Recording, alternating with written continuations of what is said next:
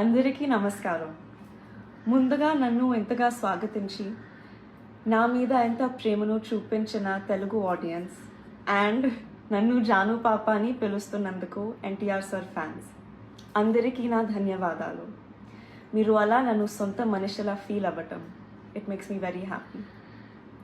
మా అమ్మ మీకు ఎంత ముఖ్యమో నాకు తెలుసు అండ్ అమ్మకు కూడా మీరందరూ అంతే ముఖ్యం, అలాగే నాకు కూడా. నన్ను ఎంతలా సపోర్ట్ చేస్తున్నా మీ అందరూ గర్వపడేలా ప్రతిరోజు కష్టపడతాను. Devara is my first step.